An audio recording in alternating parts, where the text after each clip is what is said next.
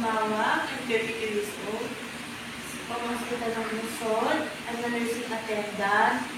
1 year half. What influenced you to be social worker? Ano po yung nagpa-influence sa'yo na maging social worker?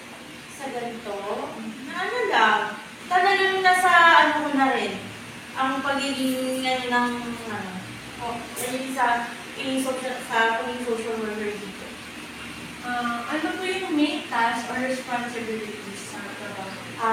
Sa trabaho ko, sa posisyon ko, kailangan kailangan makakita ko ang mga pasyente, magpabakuna, makumpleto. Ano po yung mga challenges na na-encounter na sa work? Dito, maraming pag sobrang dami at matagal, doon nagagal ng pasyente. Pwede niyo pong i-share yung meron mga volunteers or experience na nagkaroon ng impact po sa inyo? Nung nagkaroon sa akin ng impact last year, na talagang grabe.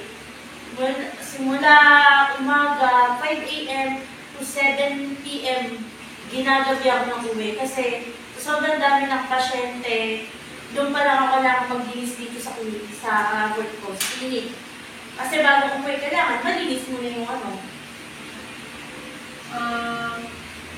pong tool or techniques na ginagamit niyo para makapag-deal sa mga clients? Tapos, paano po ninyo ito ginagamit para whether intervention or support is effective?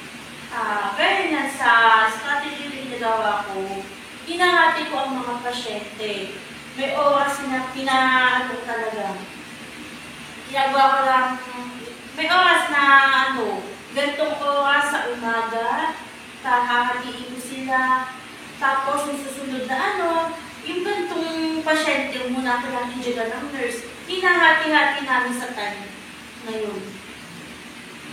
Sa inyong opinion po, bakit yung profession nyo is important sa ngayong society?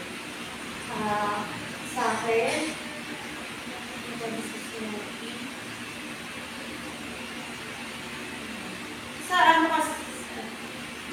kasi dito sa ginagawa ko dito, na-enjoy ko, na kahit mahirap, talagang nakaka-stress sa mga pasyente. Talagang ko na itong trabaho na to. Ito talaga yung gusto ko, ito yung nasa puso ko. Ano po yung skill at traits na important para masucceed yung field? Sa ganito, hindi naman talaga kailangan ng may naabot ka. Kumbaga, kung gusto mo talaga, kung interesado ka, kaya mo magagawa mo. Ano po yung advice na bibigyan mo sa mga estudyante na nag-consider ng inyong work as their profession? Sa akin, kung ano yung nasa puso nila, kung ano yung gusto nila, yung profession na gusto talaga, gawin, enjoy nyo, gawin nyo. Na sa tao naman kasi yan kapag interesado ka sa ginagawa mo, masasanay ka wala na sa iyo yung pagod, minsan may stress pero mawawala din. Kasi minsan nakakatulog Ayun talaga yung kapag bukod sa puso mo, yung tulong, naman talaga, yung matutuwa ka na lang isa kasi may magti-thank you sa'yo, may nakakita sa effort mo. Kaya sa mga estudyante na pag gusto sa mga ganito, mga about sa health, sundin lang nila kung ano yung nasa puso nila, bukod sa loob. Kasi mayroong magtrabaho, mayroong makisama sa isang institusyon kapag hindi ka interesado. Mabigat sa loob mo, wala lang sa'yo. Parang baliwala sa'yo itong trabaho na to.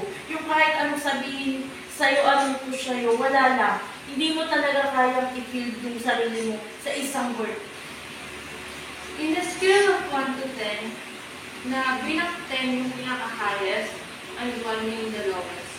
How would you rate your love for your job? Sa akin, hindi lang mga 8 kasi hindi pa ako ganun kaano sa trabaho. Kumbaga dito sa to, nangangapa ka ako. As in lahat talaga ng mga na dapat na gawin, sa akin ngayon napunta. Pag na-start talaga nag-uumpisa ako. Thank you po. Sige. Ay, ano.